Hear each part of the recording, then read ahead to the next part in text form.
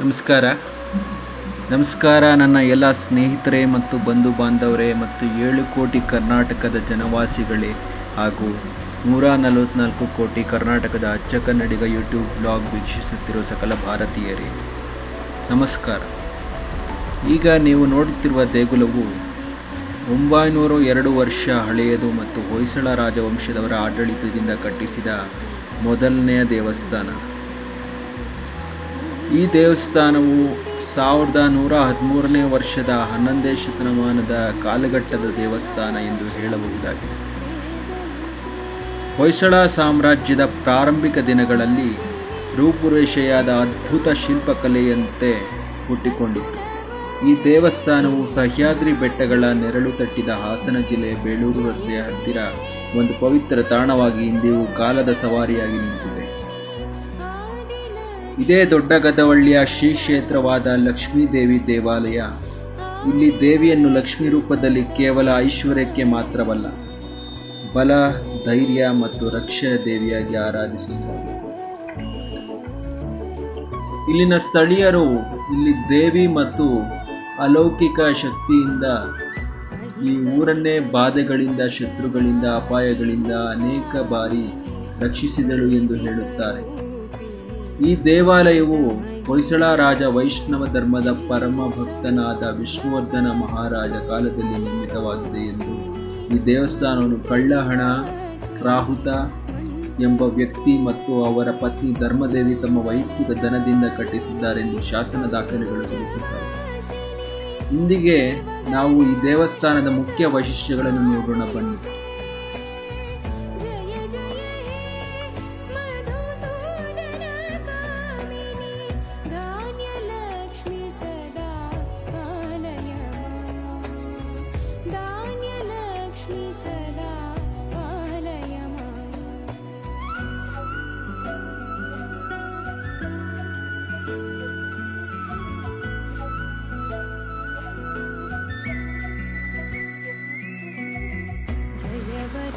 ಈಗ ನೀವು ನೋಡ್ತಾ ಇರೋ ಕೆರೆ ಯಾವುದು ಅಂದರೆ ದೊಡ್ಡ ಗದವಳ್ಳಿಯಲ್ಲಿಯ ಕೆರೆ ಎಂದು ಹೇಳ್ಬೋದು.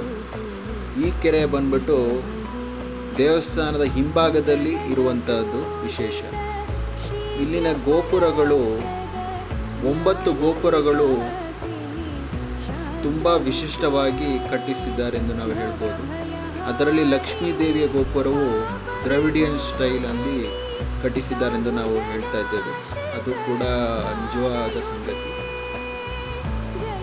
ಇಲ್ಲಿ ನೀವು ನೋಡ್ತಾ ಇರೋಂಗೆ 9 ಗೋಪುರಗಳಿದ್ದಾವೆ.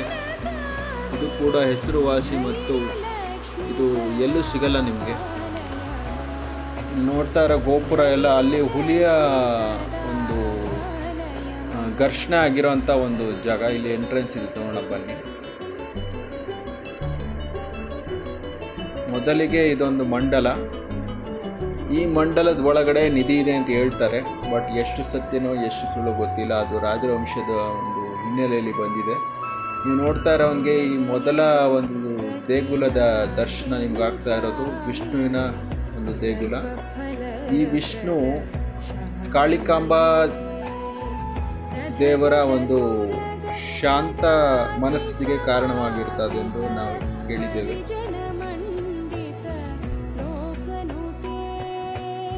ಆಮೇಲೆ ಇಲ್ಲಿ ಬಲಭಾಗದಲ್ಲಿ ಕೆತ್ತನೆ ಆಗಿರ್ತಕ್ಕಂಥ ಶಿವನ ಪ್ರತಿಮೆಯು ಲಕ್ಷ್ಮೀ ದೇವಿಯು ಶಾಂತಗೊಳಿಸ್ತಾರೆ ಎಂದು ನಾವು ಕೇಳ್ಬೋದು. ಇದು ಭೂತನಾಥ ಅಂತ ಹೇಳ್ತಾರೆ ಈ ದೇವಸ್ಥಾನಕ್ಕೆ. ನಂದಿಯ ವಿಗ್ರಹ ಇದೆ. ನೋಡ್ತಾ ಇರಿ ನೀವು ಮುಂದೆ ಸಾಕಷ್ಟು ಹಲವಾರು ವಿಷಯಗಳಿದೆ ನೋಡೋಕ್ಕೆ. ಇದು ಲಕ್ಷ್ಮೀ ದೇವಸ್ಥಾನ, ಮೇನ್ ದೇವರು ಅಂತ ಹೇಳ್ಬೋದು. ಇಲ್ಲಿರುವಂಥ ದೇವರು ಕೂಡ ವಿಶೇಷ ಪವಾಡವನ್ನು ನೀವು ನೋಡ್ತಾ ಇರ್ಬೋದು. ಒಳಗಡೆ ಕ್ಯಾಮ್ರಾದಲ್ಲಿ ತೆಗೀತಕ್ಕಂಥ ನೀವು ದೃಶ್ಯಗಳು ನೋಡ್ತಾ ಇದ್ರೆ ಅಲ್ಲಿ ಒಂದು ಎನರ್ಜಿ ಪಾಸ್ ಆದಂಗೆ ಆಗ್ತಾ ಇದೆ. ಅದು ಕೂಡ ನೀವು ನೋಡ್ತಾ ಇದ್ದೀರಾ. ಪ್ರಸಾದ ಆಗುತ್ತೆ ಇಲ್ಲಿ. ತುಂಬ ಚೆನ್ನಾಗಿ ಲಕ್ಷ್ಮೀದೇವಿ ಪ್ರಸಾದ ಕೊಡ್ತಾರೆ ಅಮ್ಮನವರು. ಇಲ್ಲಿ ನೆಕ್ಸ್ಟ್ ಟೆಂಪಲ್ ಬ್ಯಾಕ್ ಸೈಡ್ ಬಂದ್ಬಿಟ್ಟು ಬೇತಾಳ ಇದೆ. ಬೇತಾಳ 2 ಬೇತಾಳಗಳ ನಡುವೆ ಕಾಳಮ್ಮ ಇದ್ದಾರೆ. ನೀವು ಮೇಲ್ಗಡೆ ನೋಡ್ತಾ ಇರೋಂಗೆ ಇವೆಲ್ಲ ಆಕರ್ಷಕ ಟೂರಿಸ್ಟ್ ಅಟ್ರಾಕ್ಷನ್ ಅಂತ ಹೇಳ್ಬೋದು. ಇದು ಟೂರಿಸ್ಟ್ ಅಟ್ರಾಕ್ಷನ್ ಮಾತ್ರ ಅಲ್ಲ, ಮೇಲ್ಗಡೆ ಇರೋಂಥ ದೇವತೆಗಳು ಡಿಫ್ರೆಂಟ್ ದೇವರು ಇರ್ತಾರೆ. ಹಲವಾರು ಶೈಲಿಗಳಲ್ಲಿ ಕಟ್ಟಿಸಿದ್ದಾರೆ. ಯಮ ಇರ್ಬೋದು, ಇಂದ್ರ ಇರ್ಬೋದು. ಇದು ನೋಡಿ, ಇದು ಕೆಟ್ಟೋಗಿದೆ. ಅದು ಸುಮಾರು ವರ್ಷಗಳ ನಂತರ ಇದು ನಿರ್ಮಿತವಾದದ್ದರಿಂದ ಇದು ಯಮ ಮತ್ತು ಚಿತ್ರಗುಪ್ತ.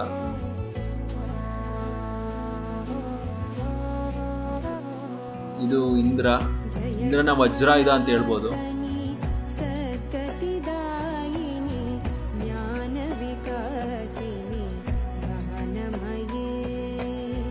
ಇದು ಭೂತನಾಥ ದೇವರು ಅಂತ ಹೇಳ್ತಾರೆ. ನಂದಿ ಎದುರುಗಡೆ ನೆಲೆಸಕ್ಕಂಥ ಒಂದು ವಿಶೇಷವಾದ ದರ್ಶನ ನೀವು ನೋಡ್ತಾ ಇದ್ದೀರಾ. ಇದನ್ನು ಎಲ್ಲೂ ನೋಡೋಕ್ಕಾಗಲ್ಲ ನಿಮಗೆ. ನಮ್ಮ ಅಚ್ಚ ಕನ್ನಡ ಯೂಟ್ಯೂಬ್ ಚಾನಲಲ್ಲಿ ಗೋಚರಿಸುವಂಥ ಎಲ್ಲ ಪ್ರಯತ್ನಗಳನ್ನು ನಾವು ಮಾಡ್ತಾ ಇದ್ದೇವೆ. ಇದು ಶ್ರೀಚಕ್ರ, ಇದು ಮೇಲ್ಗಡೆ ಇರೋದು.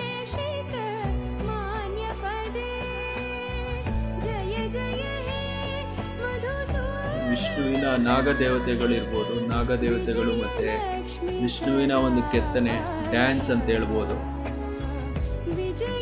ಡ್ಯಾನ್ಸ್ ಅಂದರೆ ಈ ನಾಟ್ಯ ಶಿರೋಮಣಿಗಳು ಇರ್ತಾರಲ್ಲ ರಾಜವಂಶದಲ್ಲಿ, ಅಂಥವ್ರ ಕೆತ್ತನೆನೂ ಆಗಿದೆ ಇಲ್ಲಿ ಸುಮಾರು ವರ್ಷಗಳ ಹಿಂದೆ ಒಂದು ವಿಷ್ಣು ವಿಗ್ರಹ ಇತ್ತು. ಆ ವಿಷ್ಣು ವಿಗ್ರಹ ಕಳುವಾಗಿರೋದ್ರಿಂದ ಇಲ್ಲಿ ಬೇರೆ ವಿಷ್ಣುವಿನ ವಿಗ್ರಹ ಕೆತ್ತಲಾಗಿದೆ. ಇದು ಗಣಪತಿ ದೇವರು ನೋಡ್ತಾ ಇರೋಂಗೆ ತುಂಬ ಹಳೆಯ ಶಿಲೆ ಅದು.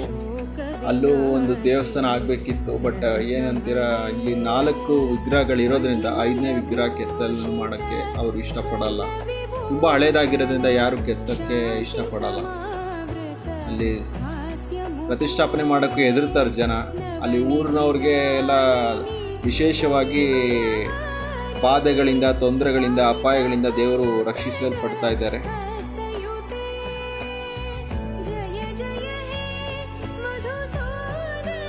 ಇದು ಗರುಡ ರಾಜ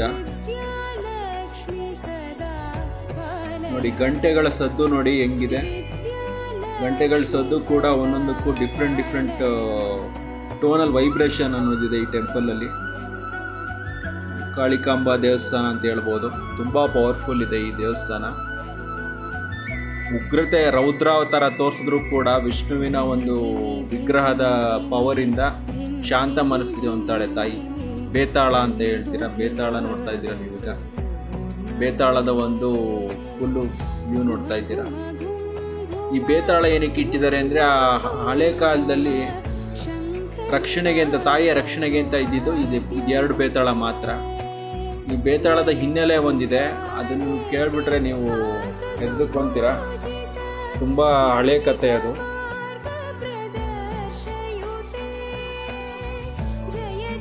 ನೆಕ್ಸ್ಟು ಇಲ್ಲಿ ಎಂಟ್ರೆನ್ಸ್ ತುಂಬ ವೈಶಿಷ್ಟ್ಯವಾಗಿದೆ. ಎಂಟ್ರೆನ್ಸಲ್ಲಿ ಒಂದು ಹುಲಿ ಮತ್ತೊಂದು ಹುಲಿನ ಜೊತೆ ಜಗಳ ಆಡ್ತಿರೋದು ನೋಡ್ತಿರ್ತೀರ ನೀವು. ಇದು ಒಂದು ವಿಶಿಷ್ಟವಾಗಿ ಕಾಣ್ತಕ್ಕಂಥದ್ದು. ಮೇಲೆ ಇದೆ ನೋಡಿ, ಗೋಪುರದ ಪಕ್ಕದಲ್ಲಿ.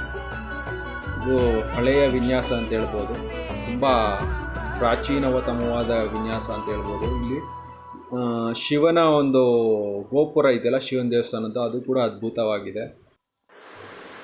ಅಚ್ಚ ಕನ್ನಡ ಯೂಟ್ಯೂಬ್ ಚಾನೆಲ್ನ ವೀಕ್ಷಿಸಿದ್ದಕ್ಕೆ ಸಮಸ್ತ ಕನ್ನಡಿಗರಿಗೆ ನನ್ನ ಹೃತ್ಪೂರ್ವಕ ಅಭಿನಂದನೆಗಳನ್ನ ಹೇಳ್ತಾ ಇಲ್ಲಿಗೆ ಮುಕ್ತಾಯ ಮಾಡ್ತಾ ಇದ್ದೇನೆ. ಎಲ್ಲರೂ ಚಾನಲ್ನ ಸಬ್ಸ್ಕ್ರೈಬ್ ಮಾಡಿ ಮರಿಬೇಡಿ. ಧನ್ಯವಾದಗಳು.